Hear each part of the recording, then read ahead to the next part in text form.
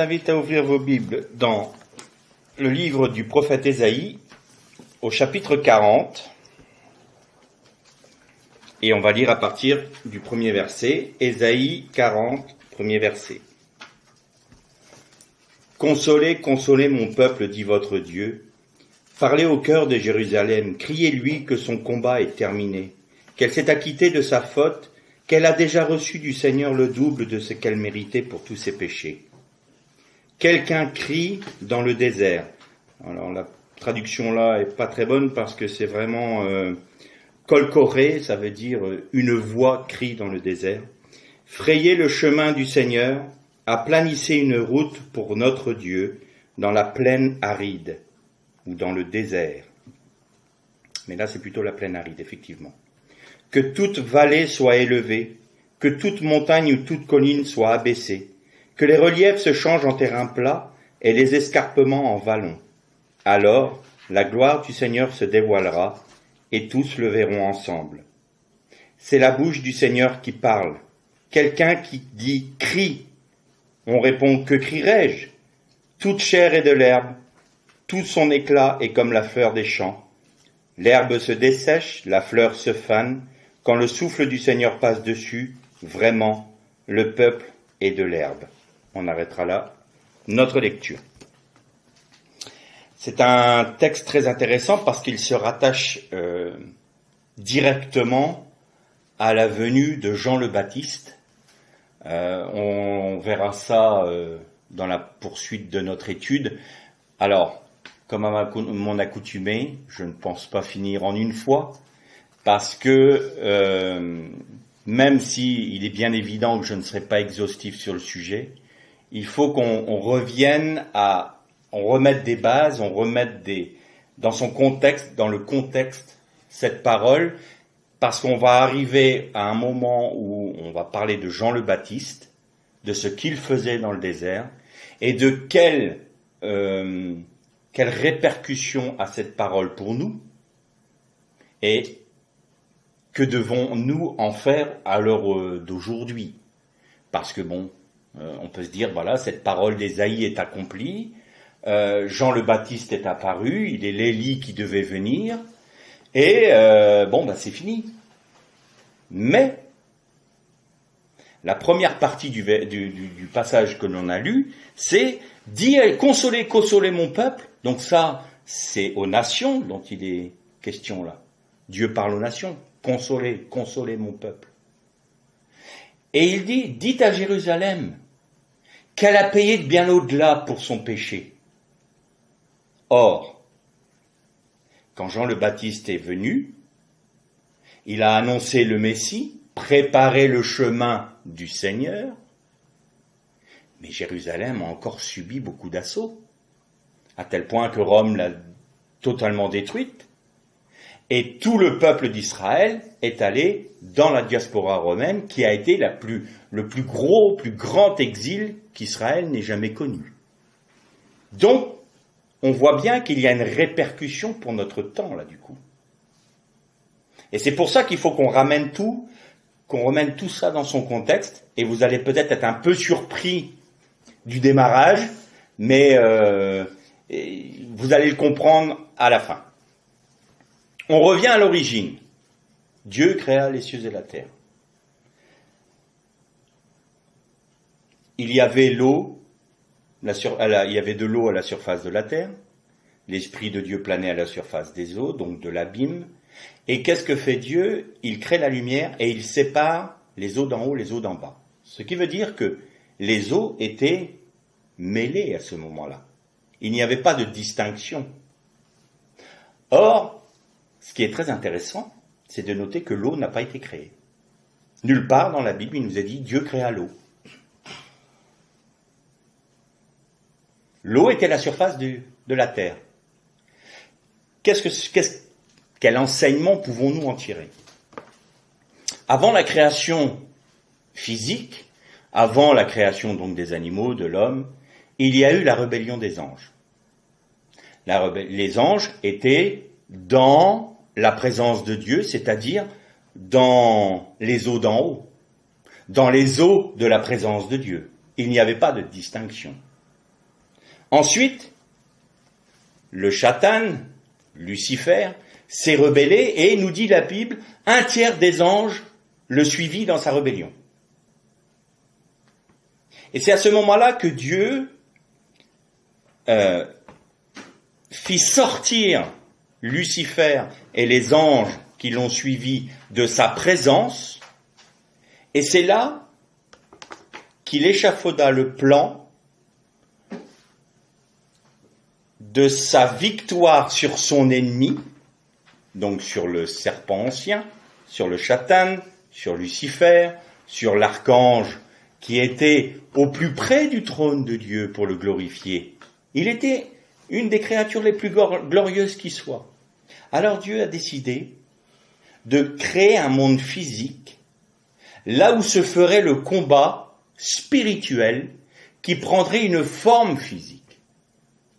Et donc il créa la terre. Et il y avait encore les eaux mêlées. Et là il fit une séparation. Il sépara ce qui est de sa résidence, on va essayer de parler comme ça, comme à des hommes bien sûr, parce que c'est tellement grand que notre vocabulaire est trop faible, mais on va dire la résidence de Dieu, les eaux d'en haut, et qu'il les sépara des eaux d'en bas où étaient précipités les anges déchus. Et c'est la raison pour laquelle, dans la culture juive, la mer, les océans, l'abîme, c'est quelque chose d'extrêmement négatif, parce que c'est là où résident les esprits impurs, les esprits mauvais, les esprits rebelles, les démons, et le Satan, qui a un nom, à un moment donné, dans la Torah, qui s'appelle le Léviathan. Alors en hébreu moderne, Léviathan veut dire crocodile, mais Léviathan là, c'est littéralement un reptile. Donc vous voyez que, dès l'origine, de par la rébellion des anges, Dieu fit une séparation entre les eaux d'en haut et les eaux d'en bas. Ensuite, il organisa le monde physique.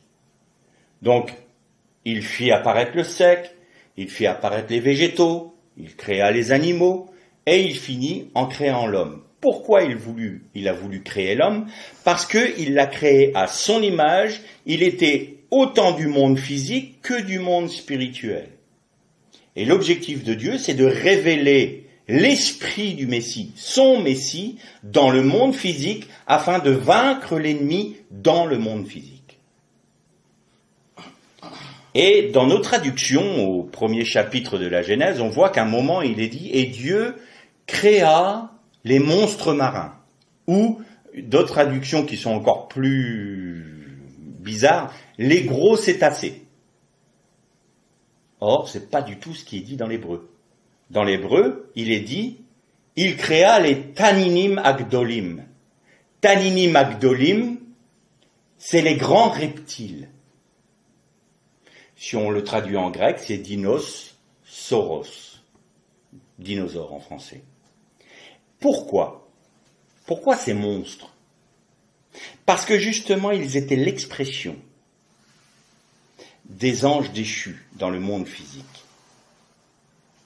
Et on va lire un texte maintenant intéressant dans le psaume 74. Le psaume 74 et au verset 14. C'est toi qui as écrasé les têtes du Léviathan, tu l'as donné en pâture à un peuple, aux habitants du désert. Alors, bon, ça peut paraître étrange comme parole, c'est toi qui as écrasé les têtes du Léviathan. Cela nous montre qu'il y a le Léviathan, donc le serpent ancien, ceux qui font partie des Taninim Agdolim, les grands reptiles, et il les a terrassés, entre guillemets, mais il ne l'a pas détruit. Il l'a simplement neutralisé. Et qu'est-ce qui nous fait penser qu'il a juste neutralisé? parce qu'il a donné la dépouille du Léviathan, c'est-à-dire ce qui était de l'abîme, maintenant réside dans un lieu aride, dans le désert. Et vous allez voir que c'est extrêmement important pour la suite de notre étude. Parce que le désert, c'est le lieu où résident maintenant les démons, les esprits mauvais qui ont une influence sur l'humanité.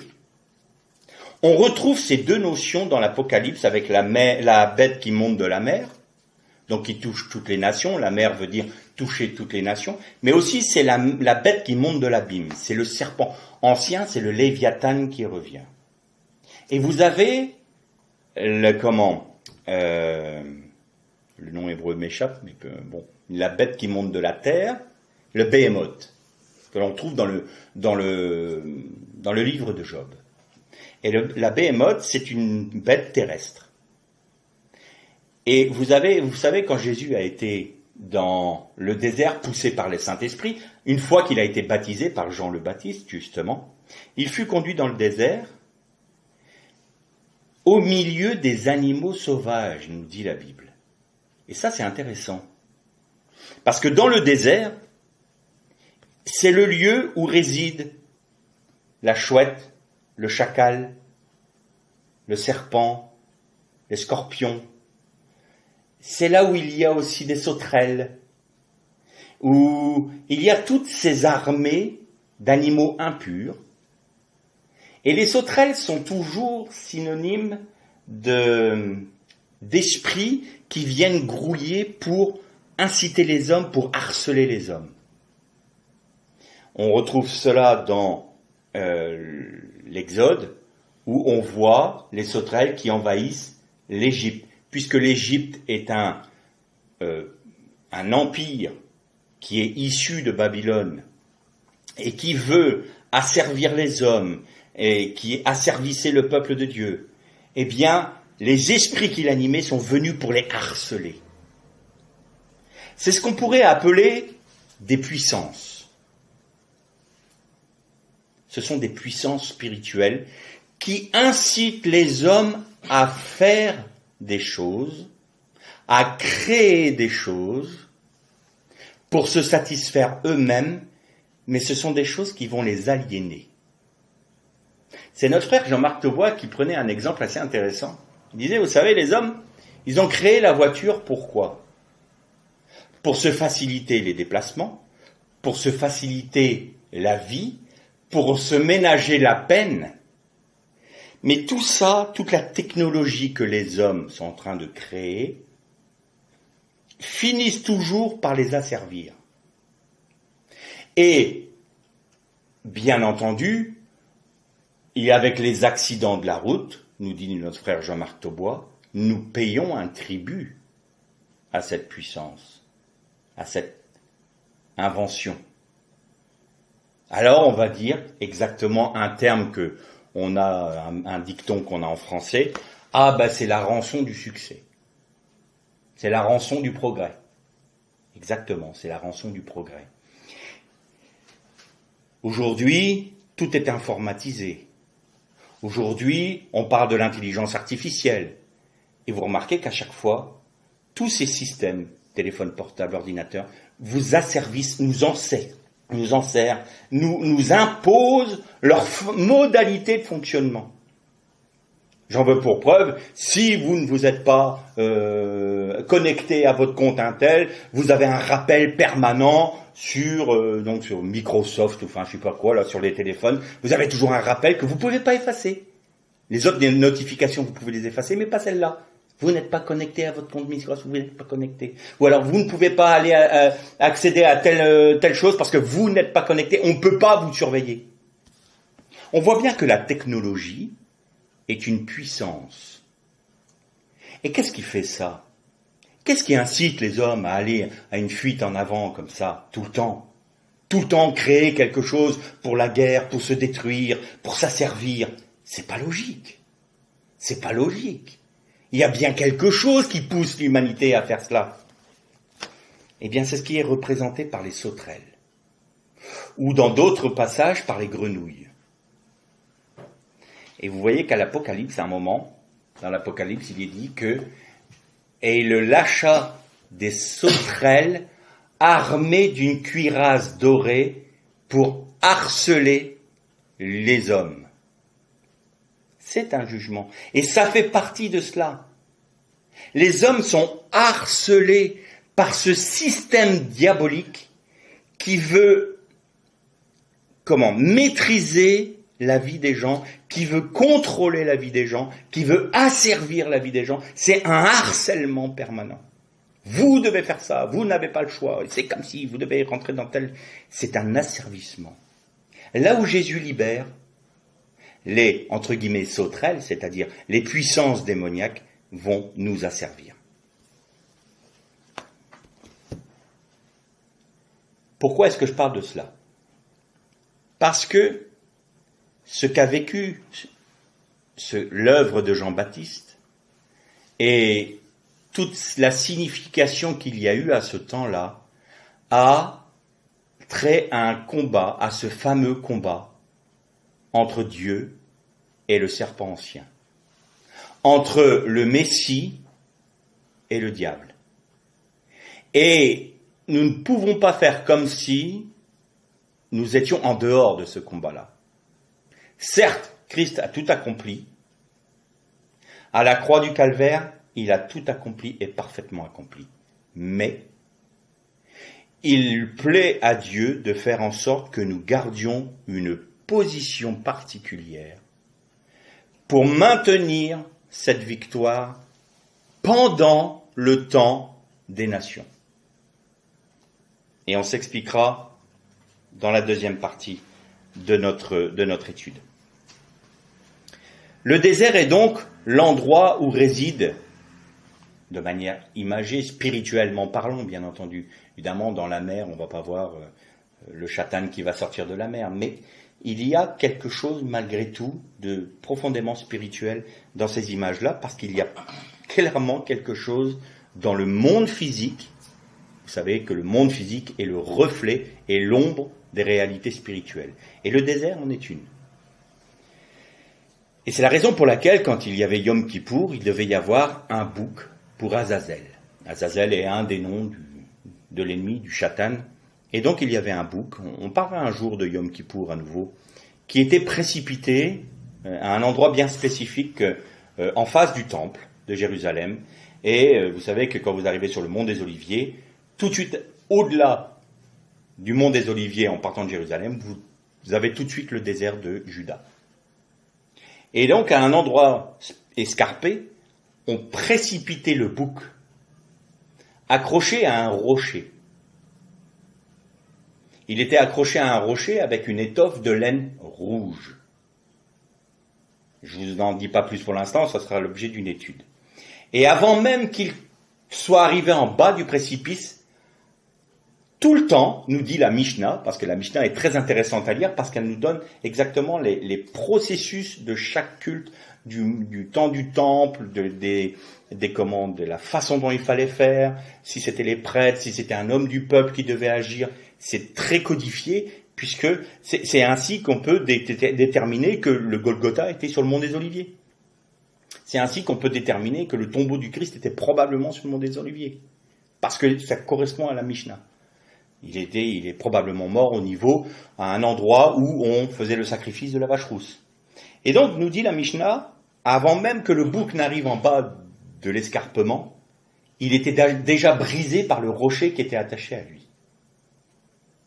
Et ça a une signification dont on parlera, c'est-à-dire que les œuvres de l'ennemi sont brisées, sont détruites, sont broyées. C'est ce qui a fait Jésus à la croix. Mais donc, il y avait un bouc qui était pour Azazel, dans le désert.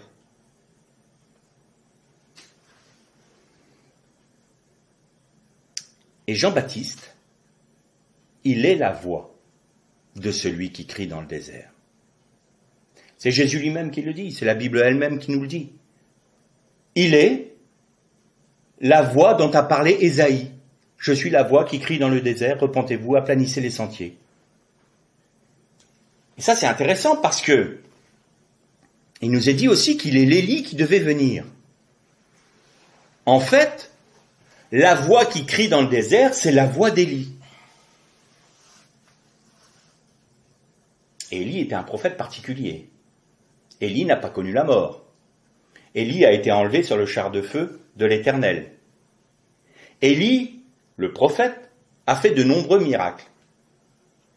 Il a,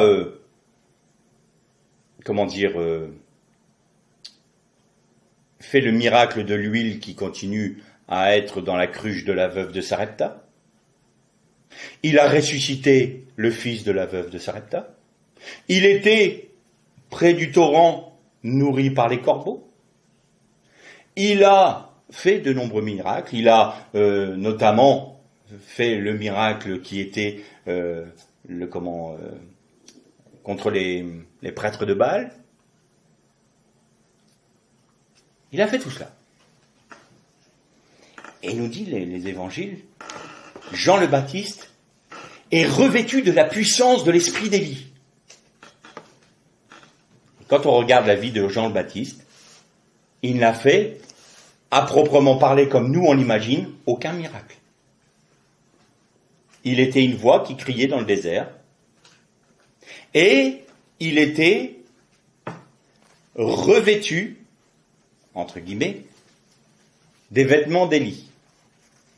Et là, ça va être intéressant, parce qu'on va savoir, on va regarder un peu comment était vêtu le prophète Élie. On va pas lire le passage, mais dans le deuxième livre des rois, au chapitre 1, au verset 8, vous verrez que il y a un moment, le roi d'Israël fait demander le prophète pour le faire venir. Et qui est cet homme-là? Ah, c'est Élie le Tishbite. Il est revêtu d'un manteau de poil et d'une ceinture de cuir. C'est bien Élie.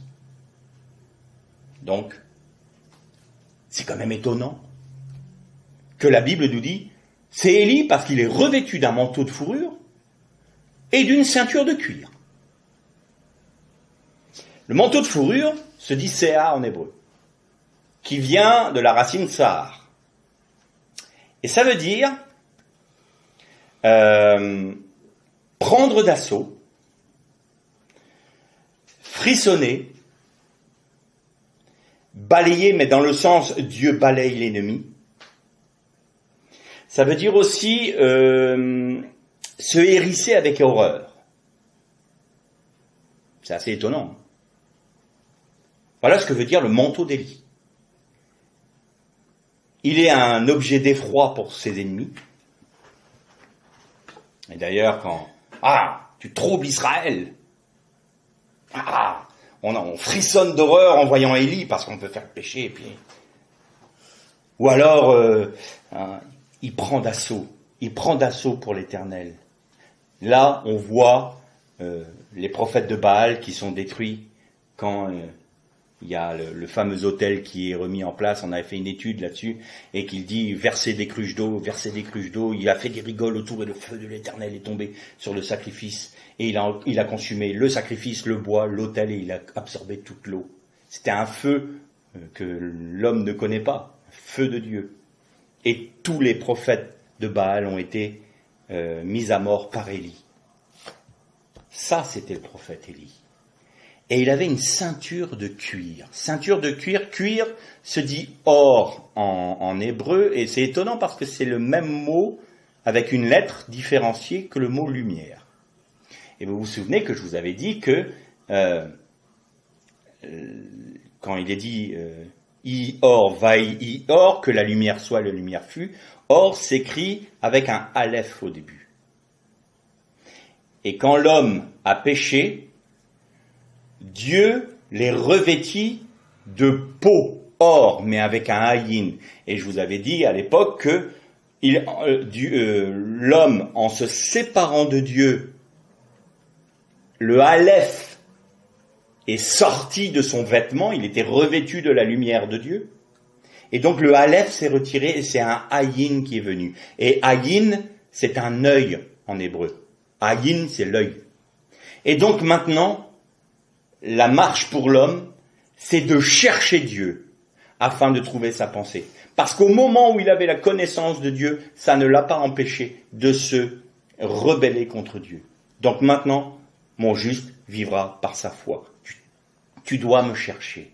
Nous devons chercher l'Éternel dans sa parole pour le découvrir. Il faut faire, nous maintenant, un acte vers Dieu, envers Dieu, pour montrer que nous voulons le connaître, que nous voulons l'aimer, que nous voulons comprendre qui il est, et non pas ce qu'on imagine qu'il soit.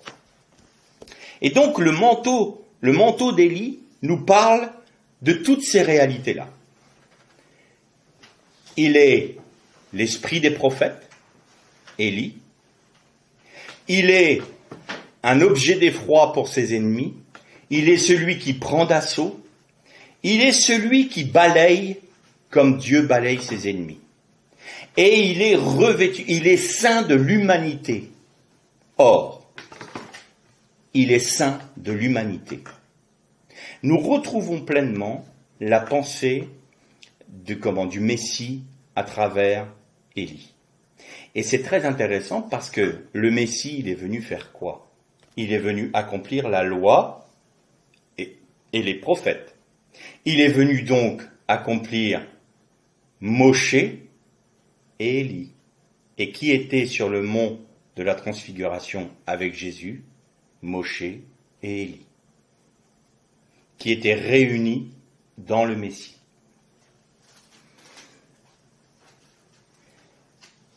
Il est donc l'Élie qui devait venir, Jean-Baptiste. Et il y a quelque chose de particulier, c'est que, on va le lire la semaine prochaine, parce qu'on parlera bien plus profondément de Jean-Baptiste et de ce que ça signifie pour nous, sa venue, c'est qu'il y a un moment, il est dit, et il sera revêtu du Saint-Esprit dès le sein de sa mère. Il ne mangera pas de choses impures, il ne prendra pas de boissons fortes. En clair, qui était-il? Qu'était-il dès le sein de sa mère? Il était nazir. C'était un naziréen. Ce qui veut dire, vous savez que les nazirs, on en a déjà aussi parlé avec Shimshon, du temps des juges, celui qui se consacrait à l'Éternel était nazir. Donc, il ne se rasait pas la tête, il ne consommait pas d'alcool, il ne mangeait pas d'aliments impurs, il ne touchait pas de cadavres, il était consacré totalement à Dieu. C'est-à-dire qu'il rejetait même ses besoins légitimes, il les mettait de côté pour se consacrer pleinement à Dieu. Alors il y avait les nazirs pour 1 an, les nazirs pour quelques semaines, il y avait les nazirs qui avaient décidé de l'être à vie, c'était un vœu, le vœu de naziréat. Et donc les juges faisaient des vœux de naziréat. Pour Shimshon, par exemple, c'était à vie. Et c'est très étonnant, enfin du moins pas étonnant évidemment, mais ce qui est très frappant, c'est que Jean le Baptiste, dès le sein de sa mère, était revêtu du Saint-Esprit. Alors nous, on regarde ça, on se dit, bon, il est revêtu du Saint-Esprit, d'accord, rien de bien exceptionnel, les prophètes l'étaient, oui.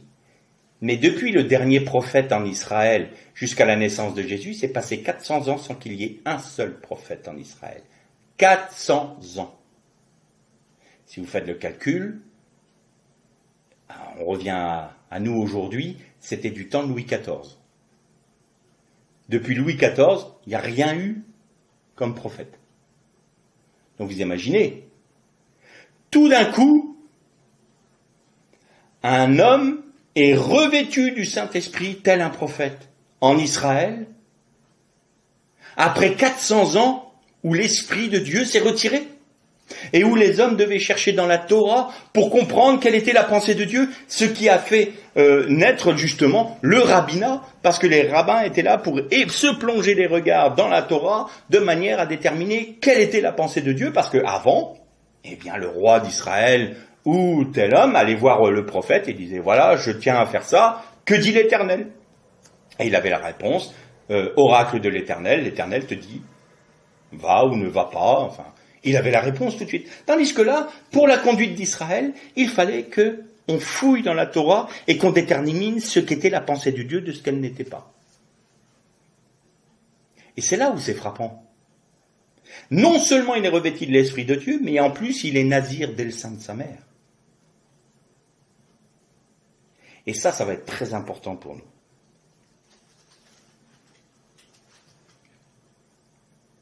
Donc, pour reprendre et résumer ce que nous venons de dire, on voit que le combat de Dieu passe par la création physique, qu'il a neutralisé le Léviathan, donc la bête qui monte de la mer, et l'a, entre guillemets, donné en pâture pour les habitants du désert. Et les habitants du désert, ce ne sont pas forcément des bédouins, c'est pas ça que ça veut dire. Ça veut dire tous ces animaux impurs. Et ça veut dire aussi toutes ces civilisations humaines qui réclament l'aide des démons pour faire leur civilisation. Et vous savez, aujourd'hui, on nous dit qu'on est très cartésien, qu'on est très anti-Dieu, que maintenant la société elle a grandi et qu'elle ne croit plus en toutes ces choses-là. Eh bien, je serais bien curieux de savoir à quel degré de connaissance occulte nos gouvernants et tout ce grand monde de la finance et de tous ceux qui donnent un peu le là sur cette terre, à quel degré de connaissance occulte ils sont. On laisse le peuple en disant « Ah, ah, ah, ça c'est des balivernes, les religions, on n'y croyait pas. » Mais eux, ils sont très au courant. Très au courant. Et parfois plus au courant que certains chrétiens qui vivent de manière un peu superficielle. Il y a un réel combat. Il y a des ennemis qui sont issus du désert.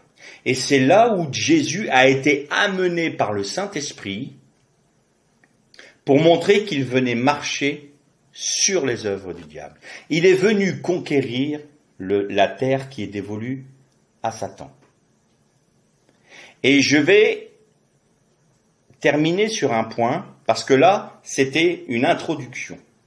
Et la semaine prochaine, on va développer complètement la pensée et en avoir la conclusion dont on a besoin pour notre marche personnelle.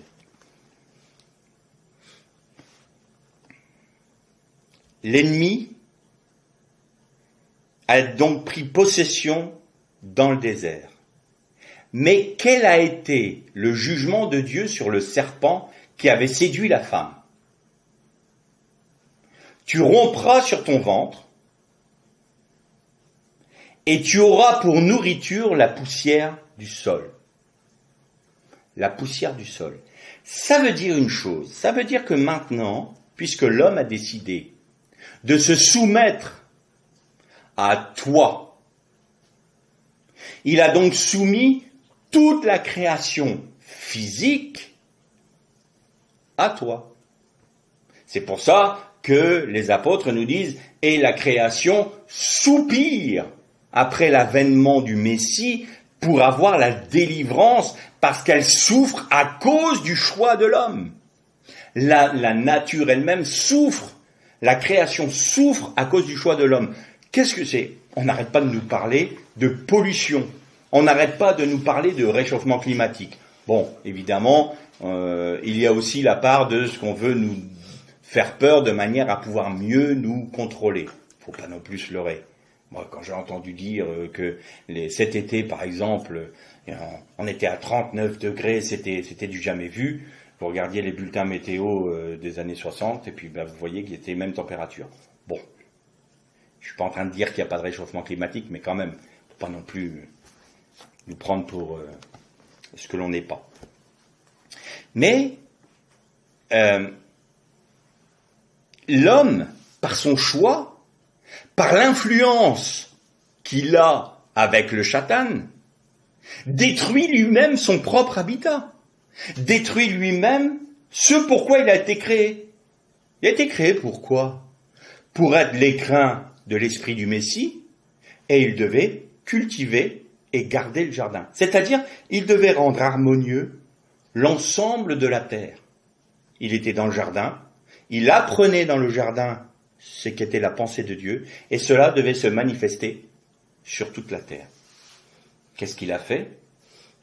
Il s'est soumis à l'ennemi. Et l'ennemi, qu'est-ce qu'il veut? Détruire la terre. Et d'ailleurs, l'Apocalypse nous dit, et Dieu détruira ceux qui détruisent la terre. Et Dieu détruit ceux qui détruisent la terre. Ça veut dire que quand le Messie va venir, tout ça, là, tout ce système que l'on a établi, que les civilisations ont établi, ça va être terminé. On va être sous le règne du Messie, non plus sous le règne de civilisations qui sont influencées et qui sont aux ordres de l'ennemi de l'Éternel. Aujourd'hui, c'est Mammon qui dirige le monde, l'argent. Et pour Mammon, on est prêt à détruire toutes les forêts de la planète, on est prêt à détruire le sol pour avoir des ressources énergétiques et tout ce que nous voulons. L'homme est arrivé à un degré de folie avec son idéologie que c'en est, si c'était pas à pleurer, on en rirait. Je donne un exemple concret. L'Allemagne, qui donne le là en Europe, a décidé de ne plus utiliser le nucléaire pour ses centrales électriques. Bon, je dis pas que le nucléaire, c'est si bien de la panacée, mais bon. Eh bien, idéologiquement, non, pour l'écologie, nous devons arrêter le nucléaire. Ils ont arrêté le nucléaire, et qu'est-ce qu'ils ont rouvert parce qu'ils se sont mis dans une position avec la Russie où ils n'ont plus de gaz? Eh bien, on rouvre des centrales à charbon, qui sont très écologiques. Et dernièrement, j'apprenais que le gouvernement allemand, gouvernement auquel participe le Parti vert, les écologistes allemands, ont décidé de détruire des éoliennes parce qu'ils étaient sur un filon de charbon qu'il fallait exploiter pour faire marcher leurs usines à charbon. Bon, voilà. Voilà l'idéologie des hommes. Voilà où nous en sommes. Nous sommes fous. L'homme est fou. Et l'homme détruit la planète. Et Dieu dit qu'il détruira ceux qui détruisent la planète. Voilà ce que l'homme arrive à créer. Et voilà ce qu'il est animé par ces fameuses sauterelles, ces démons, ces esprits démoniaques qui viennent le titiller, l'inciter, le pousser à. On est arrivé dans une société totalement folle. On ne sait plus si on est homme ou femme, on nie même l'évidence de la biologie. On nage en pleine folie. En pleine folie. L'homme ne sait plus où est sa droite de sa gauche, mais il pense pouvoir guider le monde dans un paradis terrestre, le paradis de Nimrod. Il pense qu'on va pouvoir vivre d'une manière harmonieuse ensemble. Non, non. Non, parce qu'il s'est soumis à un ennemi qui veut détruire non seulement l'œuvre de Dieu, mais qui veut détruire la créature qui est à l'image de Dieu. Il s'est soumis à son bourreau. Et donc nous sommes dans ce combat. Et dans ce désert, parce que nous pouvons dire que notre monde est un vaste désert, parce qu'il est animé par tous les esprits impurs qu'il peut y avoir sur cette triste planète, eh bien dans ce désert il y a une voix. Il y a une voix qui crie. Aplanissez le sentier. Préparez le chemin au Seigneur. Que les collines s'abaissent, que les vallées se relèvent, que le terrain soit plat, afin que le règne du Messie vienne. Alors certes, cette parole a été en grande partie accomplie il y a 2000 ans. C'est ce que nous allons voir la prochaine fois. Mais son accomplissement reste à trouver sa signification pleine et entière à l'avenir. Et c'est ça que nous allons voir ensemble. Alors, retenez toute cette base que l'on vient d'établir ensemble, et la semaine prochaine, on développe le comment du pourquoi et la finalité. Garde les shalom.